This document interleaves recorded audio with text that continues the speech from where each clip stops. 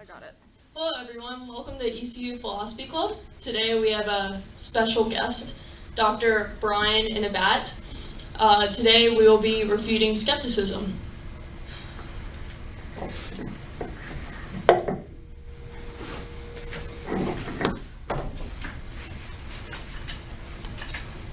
The skeptic like this. Yes, hello, and thank you. I am Professor Brian Inavat of the Zurich Institute of Neurosophy. I'll be discussing the problem of skepticism. I say problem here in quotation marks because, as I shall make clear, there is no problem.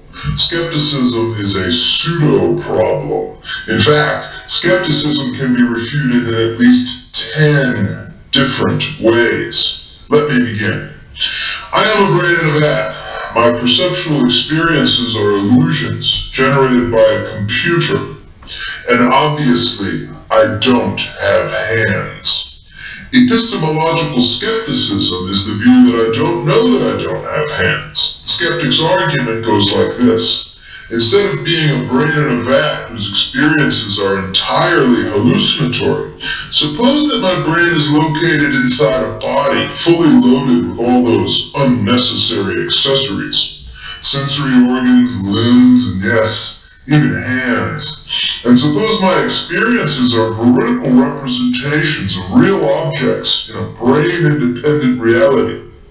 How would things look to me then? Well, the argument goes, things would look just like this. So I don't know that I don't have hands because for all I know, I am just a brain in a skull. And these are not illusions of hands, but the genuine article. And since I don't know that I don't have hands, I don't know much of anything at all. Skepticism can be refuted by a host of different epistemic theories and arguments. Take your pick. Refutation number 1, fallibilism. Skeptics often presuppose that knowledge requires certainty. This is false.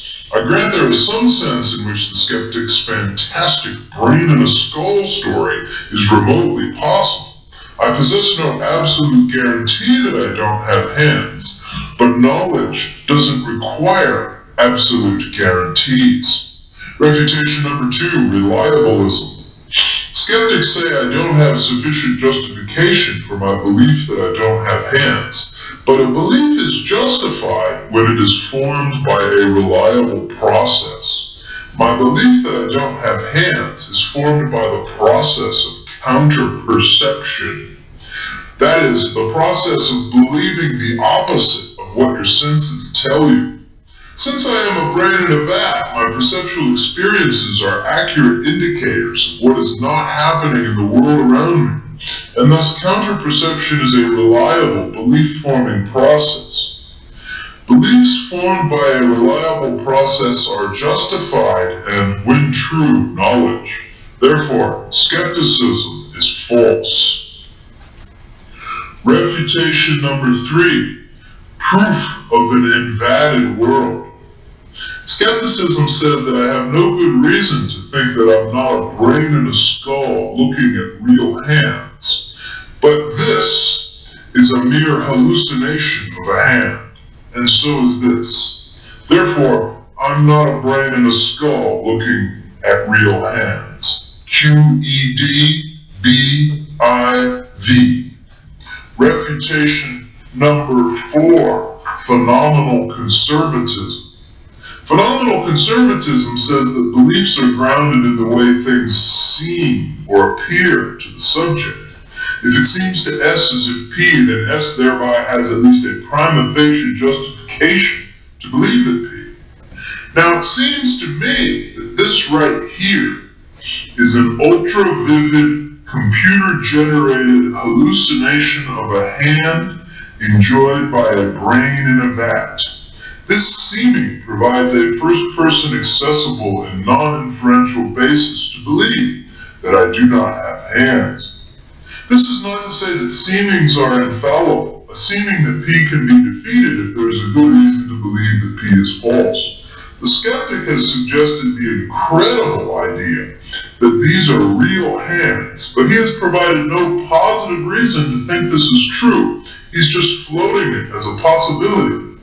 This is not surprising, since the skeptic thinks that no one can have positive reasons to believe anything.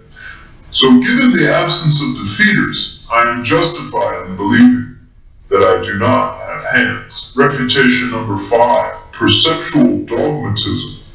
An experience with the content that P can immediately and non-inferentially justify the belief that P. My current perceptual experience has the content that this is a brain in a vat's image of hands.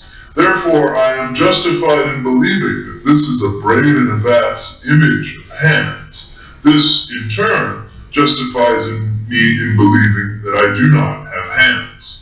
Refutation number 6, disjunctivism.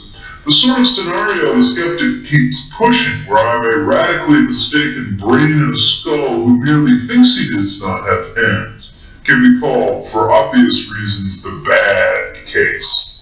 Whereas the case where I am a brain in a vat, and therefore mostly correct in my beliefs, is the good case. The foundation of the skeptical argument is the assumption that whether I am in the good case or the bad case, my evidence is the same. Brains in vats and brains in skulls have all the same reasons to believe what they do, but the foundation is cracked. Brains in vats hallucinate hands, brains in skulls see them. These are different things. So my enskulled counterpart does not have the same reasons I do for thinking he does not have hands. I am hallucinating. He is not. Thus my belief that I do not have hands has a different epistemic basis than his does. So we have different reasons to believe what we do, and therefore the skeptical argument is unsound. Excuse me. Could I have a sip of coffee, please? Hazelnut. Wonderful. Refutation number 7, semantic externalism. The skeptic presupposes that my enskulled counterpart, whose brain is molecule for molecule identical to mine, will share all of my beliefs, and thus when faced with an image like this, he too will believe that he is confronting a computer-generated image of a hand, just like I do. But since he is a brain and a skull being confronted with a real hand, he will be wrong. This is a mistake. The content of a thought or concept is determined at least in part by its typical causal source. Meaning ain't just in the vat.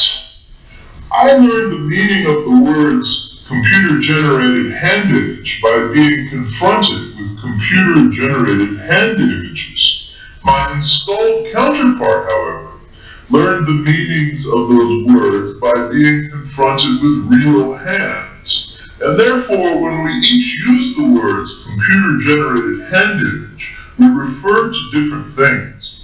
When I say this is a computer-generated hand image, I am referring to a computer-generated hand image.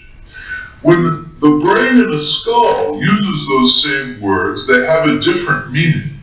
In skull English, the phrase computer-generated hand image refers not to computer-generated hand images, but to hands in the flesh. And thus, when the brain in a skull utters the words, this is a computer-generated hand image, what he says is not false, but true. I am not a brain in a skull, but even if I were, my thoughts would have different contents, and I'd still end up being mostly right most of the time. Refutation number 8, lid propositions. Everything that I have seen or heard gives me the conviction that I do not have hands. Nothing in my picture of the world speaks in favor of the proposition that I am a brain in a skull.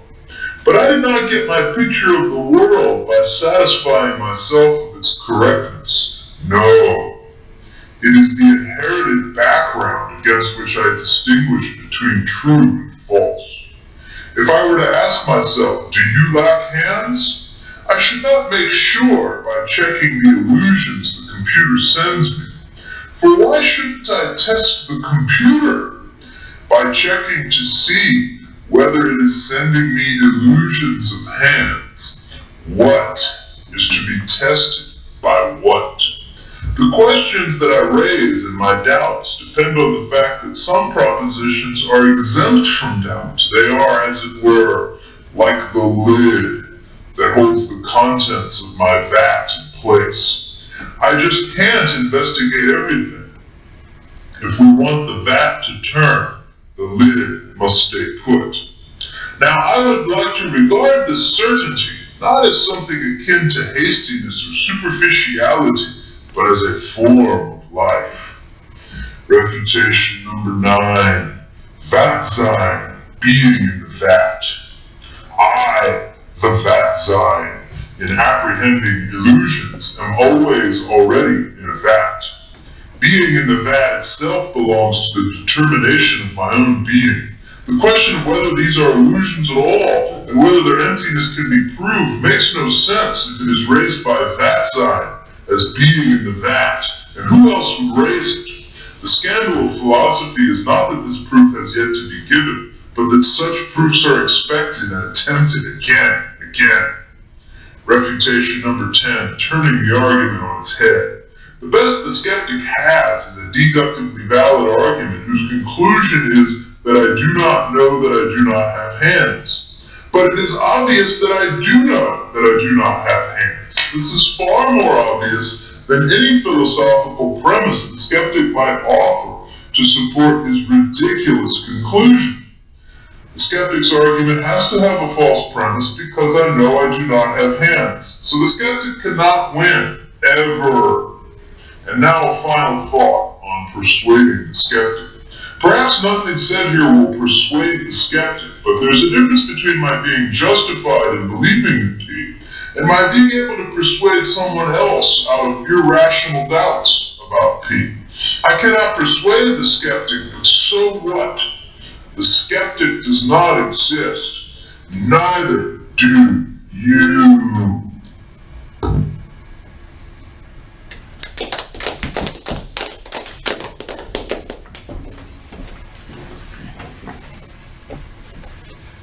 Thank you, Doctor. We will now open the floor up for questions. Have a question?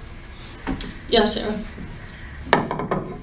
Would counter-perception run into any issues if you were confronted with an image of your own brain? Yes,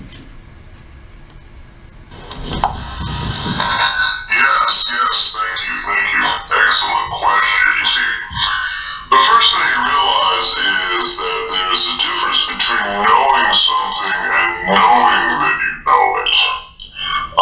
In this case, on a reliablest framework, there's a difference between your belief having been formed by a reliable process and your knowing that it was formed by a reliable process. This is what makes the reliablest theory a characteristically externalist account of knowledge.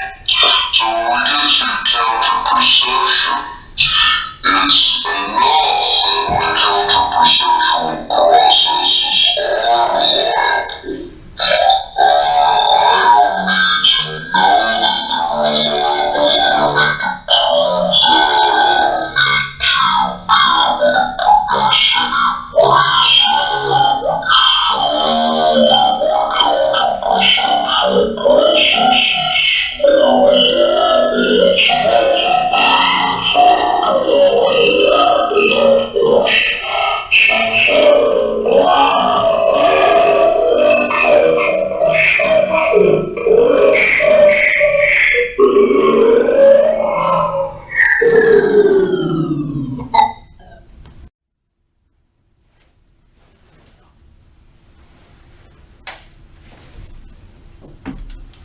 propensity.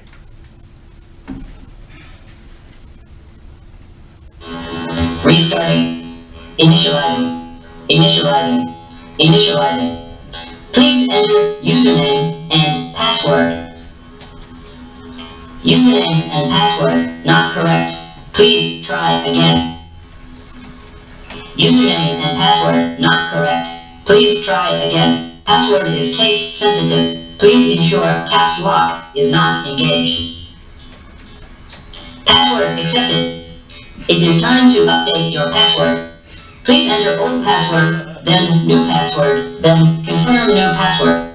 Password must contain 2 lowercase letters, 2 uppercase letters, 1 $sign, and 4 members of the Fibonacci sequence. New password and confirm new password do not match. Please try again. This password is already in use. Please try again. Password accepted. Installing 1 of 257 updates. Installing 2 of 257 updates. Installing 16 of installation complete.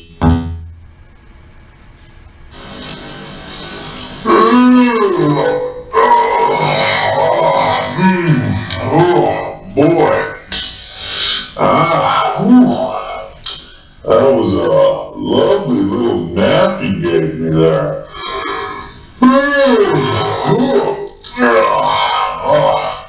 I would have thought that coffee would have kept me awake for longer. Well, anyway, are there any more questions anyone would like to ask, man?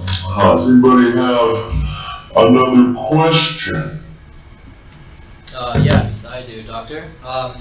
If you do believe to be yourself to be a brain in a vat, do you believe that there are other brain in vats somewhere else in the world? Cette présence à soi, on l'a prise souvent pour une plénitude d'existence et un préjugé fort répandu parmi les philosophes fait attribuer à la conscience la plus haute dignité.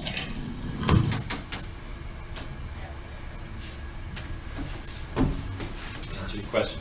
Yes, thank you very much.